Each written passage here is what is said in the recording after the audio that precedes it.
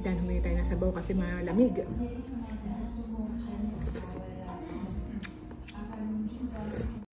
Uy, ang bango, Mars. Tsaka may mga stir-fried siya na ano. Ay, bongga. Uy, ang bango ha.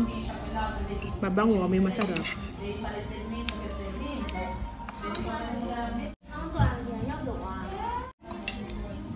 Tikman natin.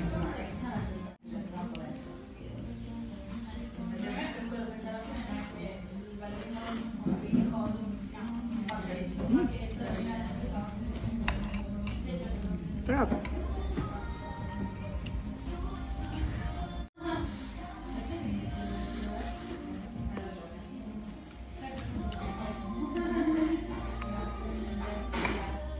Hello mga ka-friendly! So ayan, late ko na naman nga na-upload itong pinuntahan namin na kainan din sa Milan. Pakatamad ko naman kasi talaga mag-voice over. Pero dahil sinipag tayo ngayon, ayan, please panoorin nyo na para hindi sayang effort. Charot. Kumain nga kami dito sa Jeongjun Bibimbap. Korean restaurant siya, pero parang Chinese yung nagsiserve. So, ang tawag sa kanya ay Korean Chinese restaurant. Ganun. Char. Pero in fairness, masarap dito. Kita nyo naman, gutom na naman ng mga anak ng inay. Kaya dalawa lang kami.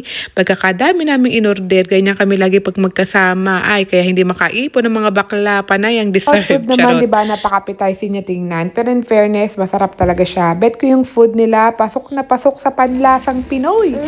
Hindi ka mapapasabi na, ay, last ko na dito. Kasi, diba, may mga ganong restaurant na mapapasabi ka na, ay, hindi na ako babalik dito ulit. Pero itong restaurant na to, mapapabalik ako. Masarap kaya. Nagustuhan ko yung lasa ng karne, very flavorful, very Asian, at hindi siya nakakaumay ha. Hindi din siya masyadong maanghang at madami siyang lasa na nagpasarap sa mga foods nila. Meron din sila dito mga menu fiso at yung price niya parehas lang din sa mga normal price ng mga restaurant ranging from 10 to 15 euros. Pero para sa akin super sulit dito ha kasi masarap siya at worth the pasok talaga kami dito. Kasi nung nadaanan namin to sa labas, napapasok kasi kami kasi ang ganda nga ng labas. Parang asa Korea. Kita nyo, di ba? Ang ganda ng design sa labas. Budol is real. Ika nga.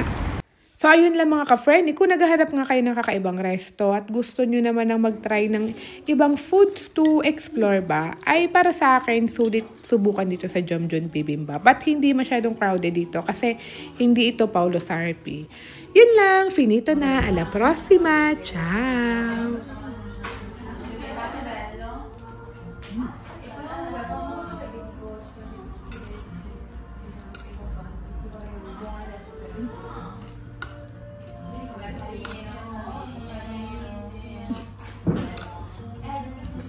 Kunin mo yung ano, yung plate niya.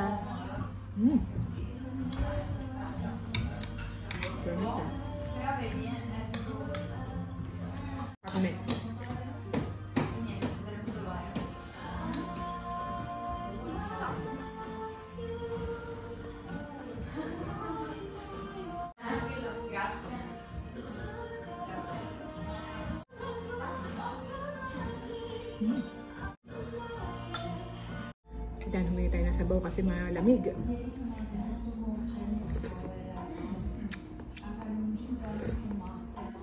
Ayos ah. Tofu. Kakabambu.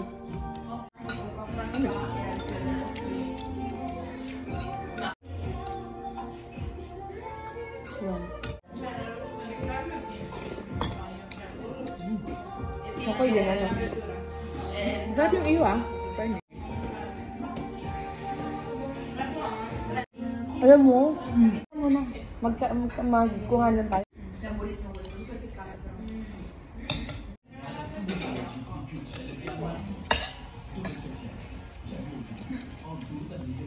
Hindi lang masarap na kimchi.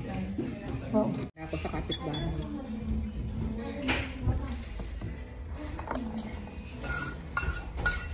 Lekos na natin.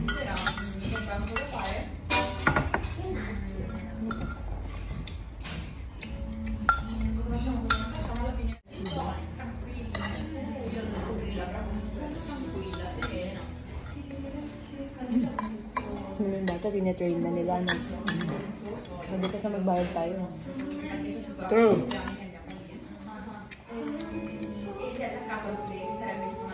Natulog na Sabado. Oo. Saan ba ba ito? Natikman mo? Sarap din. dito, seperti dito ang mga kalimutan ko dito. At saka sa inyo, ay,